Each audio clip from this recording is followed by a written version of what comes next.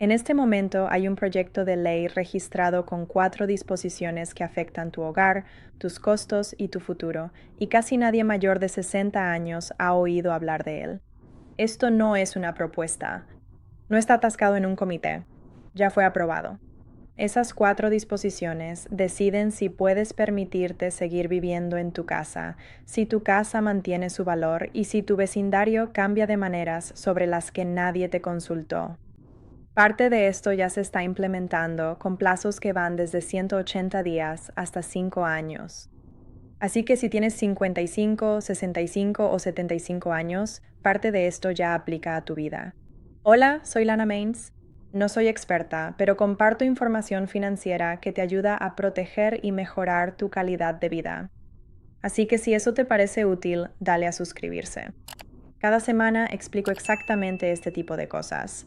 La crisis tras este proyecto de ley es peor de lo que se informa. 3 de cada 4 mayores de 50 años prefieren envejecer en casa, en su vecindario, con sus médicos y sus rutinas de décadas. El sistema ha hecho que esa preferencia sea casi imposible para millones de ellos. Casi un cuarto de los propietarios nacionales tienen costos excesivos, gastando más del 30% de sus ingresos en su hogar. Impuestos, seguros, mantenimiento y servicios. Para inquilinos, la cifra sube a casi la mitad. La mitad de todos los inquilinos en este país están sobrecargados por los costos. La cobertura sobre la escasez de viviendas se vuelve imprecisa rápidamente, así que seamos honestos sobre el rango. Escucharás cifras que van desde aproximadamente 1 millón de viviendas faltantes hasta 10 millones, dependiendo de quién cuente y qué incluyan. Las estimaciones conservadoras rondan el millón. Las estimaciones más altas provienen de investigadores que incluyen la demanda oculta, la formación de hogares reprimida y la presión migratoria. Ambas cifras apuntan en la misma dirección. No hay suficiente vivienda, y para los adultos mayores con ingresos fijos, la escasez afecta más fuerte justamente en los rangos de precios que pueden pagar. Lo que hace que este proyecto de ley sea diferente de legislaciones de vivienda anteriores es la forma en que realmente se convirtió en ley. Pasó por el Congreso con márgenes abrumadores que casi nunca se ven hoy en día, y aún así no tuvo una ceremonia de firma. Una disputa política separada y sin relación se convirtió en el punto de conflicto, y en lugar de firmarlo o vetarlo, el proyecto de ley fue dejado en espera. Como el Congreso permaneció en sesión y no se tomó ninguna acción dentro del plazo constitucional, la legislación se convirtió automáticamente en ley bajo el artículo 1 de la Constitución. Ese detalle importa más de lo que parece. Un proyecto de ley que se convierte en ley a través de ese tipo de estancamiento procesal no viene acompañado de una conferencia de prensa, una estrategia de lanzamiento ni una campaña de educación pública. Viene con una publicación en el Registro Federal y un reloj que empieza a correr, te lo digan o no. Por eso mismo, la mayoría de los propietarios de vivienda mayores de 60 años nunca han oído hablar de esto. La propietaria de bajos ingresos sale perdiendo porque los programas que más la ayudan requieren solicitudes que ella no sabe que debe presentar. La propietaria de clase media acomodada también sale perdiendo porque las disposiciones que protegen el valor de su vivienda ya se están implementando sin su participación ni conocimiento. Ambos grupos necesitan saber qué contiene este proyecto de ley antes de que se cierren las ventanas de oportunidad. Disposición 1. Ampliación de la asistencia para reparaciones del hogar.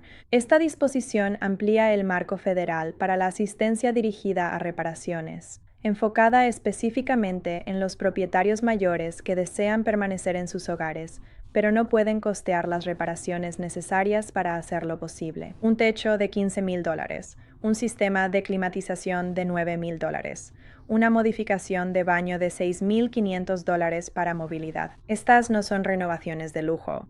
Son las reparaciones que determinan si una mujer de 70 años puede quedarse en su casa o se ve obligada a dejarla. La elegibilidad se define localmente y la gestionan oficinas de vivienda de la ciudad o el condado. Los límites de ingresos varían por zona y familia, bajo un mínimo federal. Para los propietarios de bajos ingresos, la asistencia puede cubrir una parte sustancial de los costos de reparación calificados, y en algunas jurisdicciones se estructura como un préstamo diferido que se perdona después de un número determinado de años de residencia. en lugar de una subvención que genera ingresos imponibles inmediatos. Para los propietarios de clase media acomodada cuyos ingresos los descalifican para recibir subvenciones directas, la expansión también incluye un componente de asistencia financiera que proporciona acceso a préstamos para reparaciones a tasas inferiores al mercado a través de prestamistas participantes.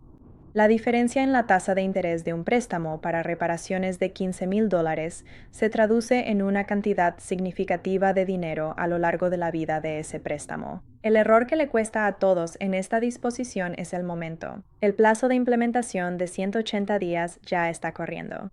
Algunos programas de condados ya están aceptando solicitudes. Otros todavía están estableciendo sus procesos. Quien llame a la oficina de vivienda de su condado en los próximos 30 días sabrá si su programa ya está en funcionamiento. Quien espere descubrirá que la asignación de fondos para su distrito ya se ha agotado.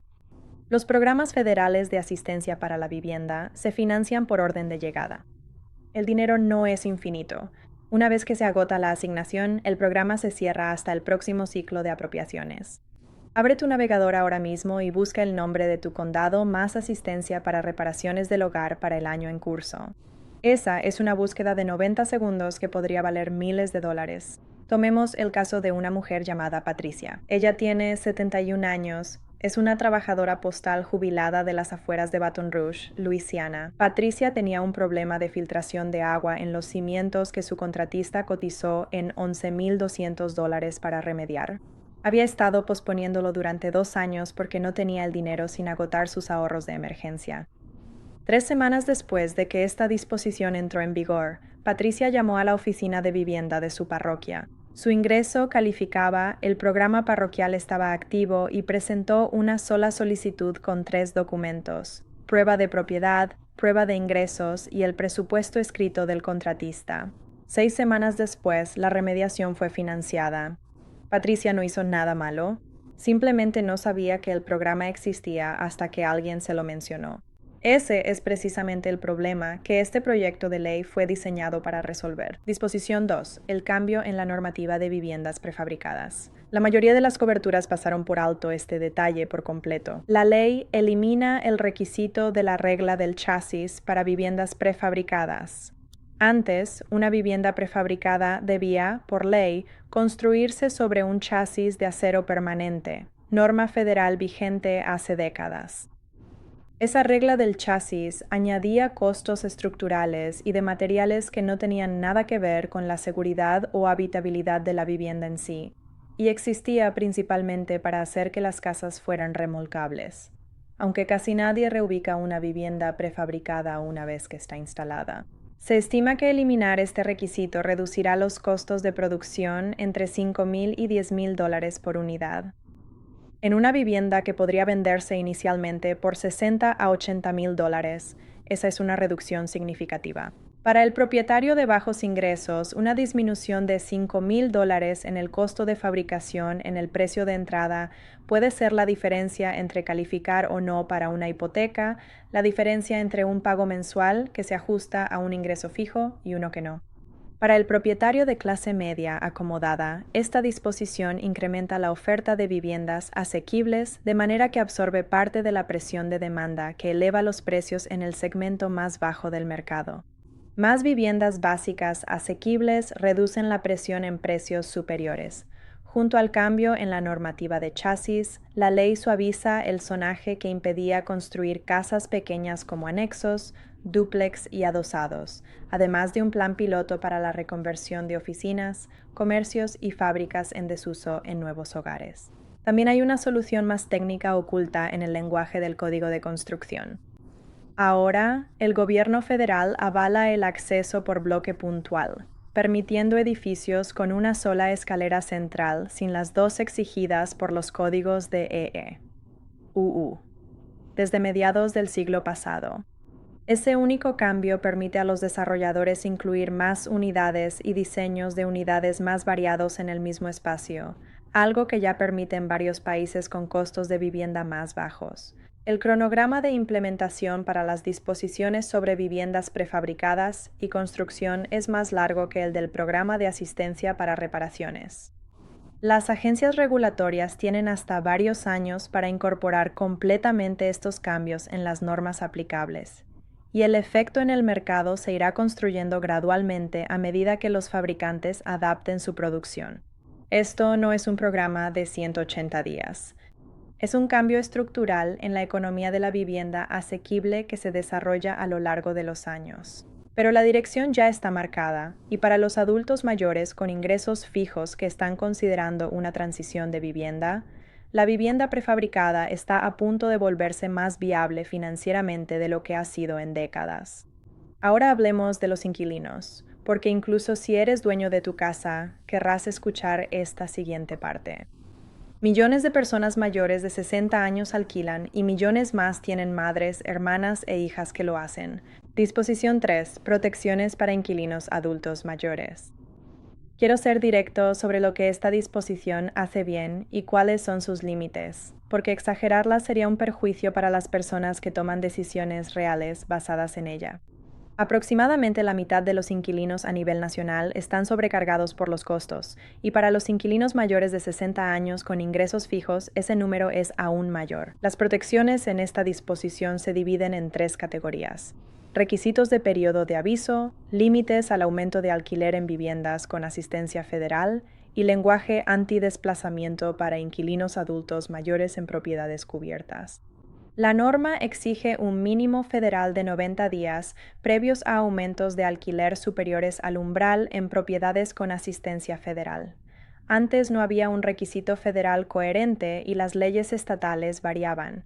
Para inquilinos con ingresos fijos, un aviso de 90 días ante alzas de alquiler permite planificar en vez de decidir bajo crisis. En cuanto a los límites al aumento de alquiler, esto se aplica específicamente a viviendas con asistencia federal, propiedades con vales basados en proyectos, créditos fiscales para viviendas de bajos ingresos o subsidios federales directos. En esas propiedades, los aumentos anuales de alquiler para inquilinos mayores de 62 años están limitados según la fórmula que establece la disposición. Esto es lo más importante. Esto no se aplica a viviendas de alquiler a precio de mercado. Si tu arrendador no recibe ningún tipo de asistencia federal, esta disposición no regula tu contrato de arrendamiento. Esa es la respuesta honesta. Y decírtelo claramente es más importante que hacer que la disposición parezca más amplia de lo que realmente es. El lenguaje contra el desplazamiento contiene la redacción más contundente y la aplicación más variable. Establece un estatus protegido para los inquilinos de larga duración, mayores de 62 años, en propiedades cubiertas que hayan cumplido con sus obligaciones de arrendamiento. El desplazamiento por renovaciones, conversión o reurbanización ahora requiere el cumplimiento de procedimientos específicos que antes no se aplicaban en todas las jurisdicciones. Sin embargo, la realidad en cuanto a la aplicación es que el lenguaje federal contra el desplazamiento crea un piso de protección. Que ese piso se haga cumplir depende de si el inquilino sabe que existe la protección, sabe cómo invocarla y tiene acceso al proceso para hacerlo. La disposición crea un derecho, no crea una aplicación automática. También se añade un detalle significativo: un nuevo recurso de divulgación para inquilinos de grandes propietarios, que ayuda a reportar disputas e infracciones. Sinceramente, carece de nuevos recursos legales. Funciona como un canal de divulgación y derivación de quejas, más que como un organismo de aplicación con autoridad propia. Aún así, para alguien cuyo arrendador es un fondo de inversión sin rostro en lugar de una persona a la que pueda llamar, tener cualquier punto de contacto federal ya es algo nuevo. Antes no existía. El proyecto de ley también ordena a la Agencia de Vivienda establecer una línea nacional de ayuda para desalojos, brindando a los inquilinos que enfrentan un proceso de desalojo un lugar al que llamar para recibir orientación sobre sus derechos antes de terminar en un tribunal de vivienda sin saber qué hacer. Te mencioné antes que este proyecto de ley se convirtió en ley a través de un procedimiento inusual tras un enfrentamiento político. Ese enfrentamiento giró en gran medida en torno a esta disposición y a la que le sigue. El argumento era que las disposiciones contra el desplazamiento y las restricciones a los inversores, juntas, representaban una intromisión excesiva del gobierno en los mercados de propiedad privada. El procedimiento que permitió que el proyecto de ley se convirtiera en ley sin una firma es precisamente la razón por la que ambas disposiciones sobrevivieron intactas. Las modificaciones que las habrían debilitado sustancialmente nunca se añadieron. Sin embargo, la disposición que generó más controversia de todas es la siguiente, y afecta directamente el valor de tu vivienda. Haz esto. Las exenciones, descuentos y reembolsos que la mayoría de adultos mayores ya califican pero no solicitan, los agrupé por estado y formulario, evitándote búsquedas oficiales. Es rápido y sencillo para que cualquier adulto mayor obtenga lo suyo. No importa en qué estado vivas, hay dinero que estás dejando sobre la mesa. Se llama el Manual de Exenciones para Adultos Mayores. Está en el primer comentario fijado justo debajo de este video. Solo tócala una vez y tendrás todo lo que necesitas.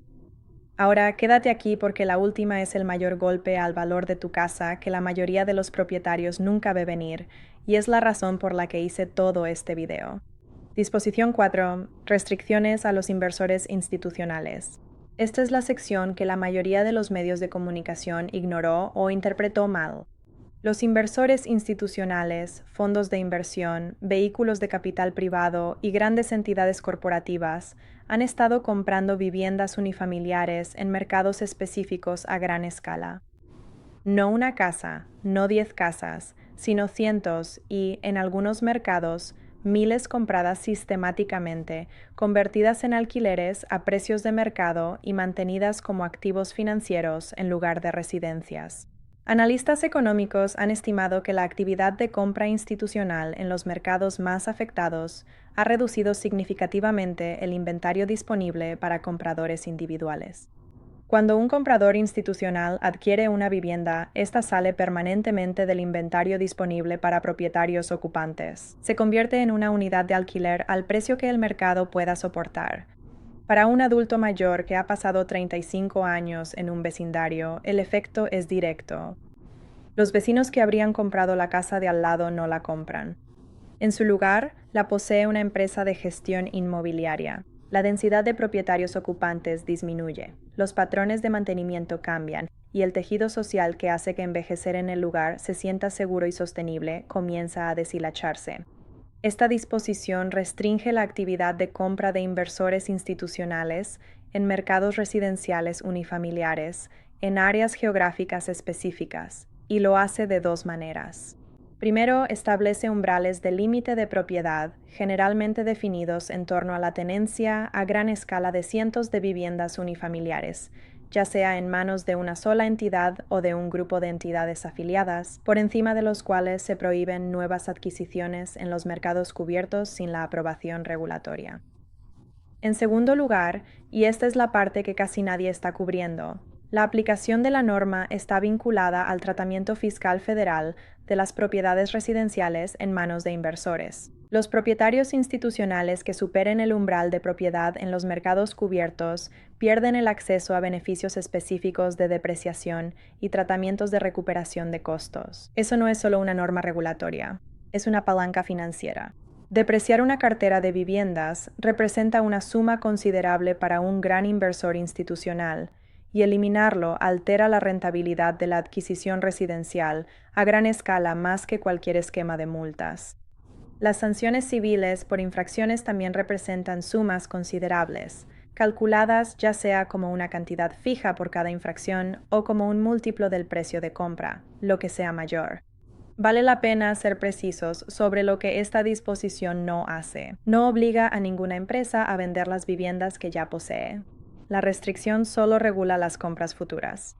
Hay excepciones. Se permite construir para vender, los proyectos Build to Rent y de renovación están exentos, igual que las comunidades para mayores de 55 años.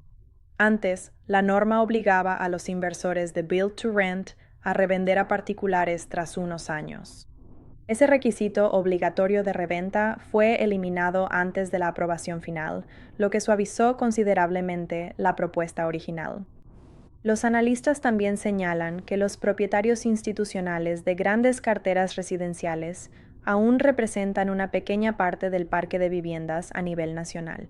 Aunque en áreas metropolitanas específicas, esa proporción es mucho mayor, y las viviendas en manos de inversionistas se han duplicado o triplicado en varios mercados en los últimos años. Por lo tanto, el efecto a nivel nacional probablemente será modesto, concentrándose principalmente en el puñado de mercados donde estos compradores se agrupan. Críticos de ambos lados señalan una posible vía de escape. Inversores podrían dividir la propiedad en entidades pequeñas y evitar el umbral. Los reguladores conocen esta laguna y podrían cerrarla luego. Para el propietario de bajos ingresos, la ventaja es una menor presión de compra institucional en los mercados de nivel de entrada, lo que significa más inventario disponible para compradores individuales a precios que no están siendo inflados por entidades con acceso a capital institucional. Para el propietario de clase media acomodada, la ventaja es la estabilidad del vecindario. Tu casa vale más en un vecindario de propietarios que en uno que se está convirtiendo en alquileres administrados. Tomemos el caso de una mujer llamada Diane. Tiene 67 años, es enfermera registrada jubilada y vive en las afueras de Phoenix, Arizona.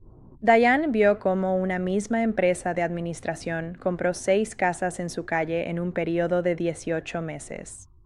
La empresa subió el alquiler de las 6 casas al precio de mercado. 4 de las familias que habían estado alquilando allí durante años no pudieron quedarse. Las casas permanecieron vacías durante semanas entre un inquilino y otro. Diane vio cómo su red de vecinos se desmoronó en menos de 2 años. Diane no hizo nada malo. Su vecindario no hizo nada malo.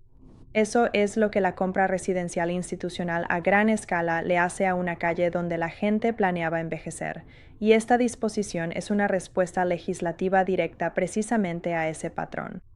Hay una parte de esto que aún no se ha resuelto. Una subdisposición de las restricciones a los inversores institucionales todavía está siendo interpretada activamente por las agencias reguladoras. Esa orientación determinará exactamente cómo se calculan los umbrales de límite de propiedad en los mercados, donde la propiedad institucional está distribuida entre varias entidades relacionadas en lugar de un solo comprador identificado. Este cálculo es clave para aplicar la ley. Dicha orientación definirá la efectividad de esta norma en tu zona. Otros puntos del proyecto son importantes, aunque no sean los principales. Existe un fondo de subvenciones para ayudar a financiar infraestructura de agua, alcantarillado y carreteras para nuevas viviendas. La falta de infraestructura es una razón poco visible por la que gobiernos locales rechazan proyectos viables. Un programa piloto ayuda a crear planos de vivienda preaprobados para que pequeños constructores no paguen arquitectos desde cero al construir casas iniciales. Se aumentó el límite de inversión bancaria en bienestar público y vivienda asequible, dando más margen para financiar desarrollos locales. Un programa piloto de la FHA amplía el acceso a hipotecas bajo $100,000, con ayuda para entrada, cierre y tasación. Los prestamistas solían evitar estos préstamos por su baja rentabilidad. Este plan ayuda a compradores de casas modestas, incluyendo adultos mayores en mercados pequeños. Sobre préstamos, la ley reforma el licenciamiento de tasadores y exige que prestamistas den un proceso claro para pedir otra tasación si la primera falla. Algo vital para dueños mayores en mercados con pocos comparables donde una mala tasación arruina ventas o refinanciaciones. Familias con subsidio de alquiler ahora pueden abrir una cuenta de ahorros de hasta $5,000 mediante un plan federal de autosuficiencia, fondos para mudanzas, reparaciones o el pago inicial de una casa. Un par de soluciones más específicas incluidas en el proyecto de ley también valen la pena conocer, aunque solo apliquen a ciertos hogares. Los veteranos que reciben beneficios por discapacidad del VA ya no tendrán esos ingresos contados en su contra cuando la agencia de vivienda determine la elegibilidad para los vales de vivienda de apoyo del VA. Es una solución puntual, pero que había estado descalificando silenciosamente a veteranos discapacitados de la asistencia de vivienda para la que de otro modo calificaban. También hay un cambio en la supervisión de las agencias de asesoría en vivienda. Las organizaciones sin fines de lucro que ayudan a las personas a navegar solicitudes de hipotecas o a resolver situaciones de morosidad. La agencia ahora puede revisar su desempeño y exigir capacitación para elevar la calidad de la asesoría que recibe la gente antes de firmar. No son medidas de portada, pero para las familias afectadas, cierran brechas que llevaban años desatendidas por falta de atención previa.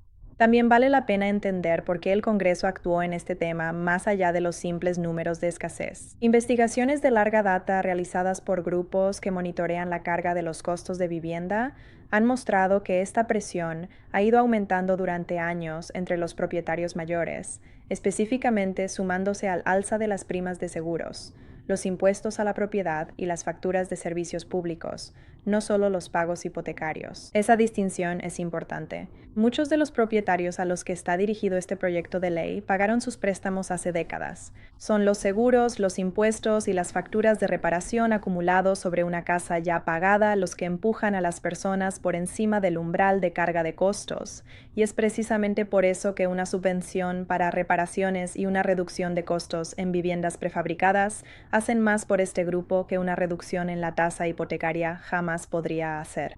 Si ampliamos la perspectiva, la verdadera historia no es ninguna disposición individual. Es la discrepancia entre lo grande que es este proyecto de ley y cómo realmente llega a las personas. Casi nada en él se ejecuta automáticamente. Cada programa se implementa estado por estado, agencia por agencia, durante los próximos años, y casi todos requieren que alguien solicite el beneficio en lugar de simplemente recibirlo. Una subvención para reparaciones a la que nadie aplica no ayuda a nadie. Un programa piloto de hipotecas de bajo monto no importa si los prestamistas de tu zona aún no se han sumado. Ese es el verdadero riesgo con un proyecto de ley de este tamaño. No es que sea vacío, sino que es fácil pasarlo por alto, especialmente porque las agencias encargadas de implementarlo tienen poco presupuesto propio para difusión pública. El boca a boca está haciendo gran parte del trabajo que normalmente haría una campaña de marketing, y esa es exactamente la razón por la que existe este video. Con las 4 disposiciones sobre la mesa, esto es lo que significa dependiendo de dónde te encuentres ahora mismo. Si tienes entre 55 y 64 años, el cambio en la normativa de viviendas prefabricadas y las restricciones a los inversores institucionales son lo más relevante de inmediato. Aún tienes decisiones de compra por delante. Las reducciones de costos en viviendas prefabricadas afectarán tus opciones durante los próximos años, y las restricciones a los inversores están diseñadas para proteger la disponibilidad de inventario y el carácter de los vecindarios en los mercados en los que es más probable que compres. Si tienes entre 65 y 74 años, la ampliación de la asistencia para reparaciones en el hogar y las protecciones para inquilinos merecen tu atención en primer lugar. El periodo de implementación de 180 días para la asistencia en reparaciones ya está en marcha. Si eres propietario de tu vivienda y has estado posponiendo reparaciones por el costo, ese programa debe estar en tu radar hoy mismo. Si tú o alguien de tu familia alquila en una vivienda con asistencia federal, las protecciones de notificación y escalamiento se aplican a ese contrato de arrendamiento a partir de la fecha de entrada en vigor de la disposición. Si tienes 75 años o más, las 4 disposiciones se cruzan con tu situación al mismo tiempo. La asistencia para reparaciones te ayuda a permanecer en tu hogar. Las protecciones para inquilinos proporcionan una base legal si tu situación de vivienda cambia. El lenguaje antidesplazamiento protege a los inquilinos de largo plazo que han cumplido con sus obligaciones de arrendamiento, y las restricciones a los inversionistas institucionales preservan la estabilidad del vecindario que hace que envejecer en casa sea una opción viable en lugar de aislante. Nadie te va a llamar para decirte cuál de estas disposiciones se aplica a ti. Tu condado no te enviará una carta. La agencia administradora no enviará una notificación. Así que aquí tienes la lista exacta de acciones a seguir. Paso 1. Confirma la elegibilidad para la asistencia de reparaciones. Entra hoy mismo al sitio web de la Autoridad de Vivienda de tu condado o ciudad y busca asistencia para reparaciones del hogar para el año en curso. Si el programa está activo, confirma el umbral de ingresos para el tamaño de tu hogar antes de hacer cualquier otra cosa. El límite en la mayoría de las jurisdicciones se basa en el ingreso medio del área de tu condado y varía significativamente según la ubicación. Paso 2. Reúne tus 3 documentos antes de abrir cualquier solicitud. Título de propiedad o declaración de impuestos prediales. Prueba de ingresos como carta del Seguro Social o comprobante de pensión. y presupuesto del contratista para la reparación. Solicitudes incompletas se rechazan y pierden su turno. Paso 3. Identifica tu tipo de vivienda y confirma qué disposiciones aplican para ti. Si eres propietario de tu vivienda, las disposiciones 1, 2 y 4 son tu enfoque principal. Si eres inquilino y tu edificio recibe algún subsidio federal, la disposición 3 aplica a tu contrato de arrendamiento. Para confirmar el estatus de asistencia federal, busca la dirección de tu edificio en el localizador de viviendas asistidas de la Agencia Regional de Vivienda. Paso 4. Para los propietarios que rastrean la actividad de inversionistas institucionales en su área, consulta la base de datos del registro o tasador del condado para ver las transferencias de propiedad en tu código postal durante los últimos 24 meses y verifica si algún nombre de entidad aparece en múltiples transacciones.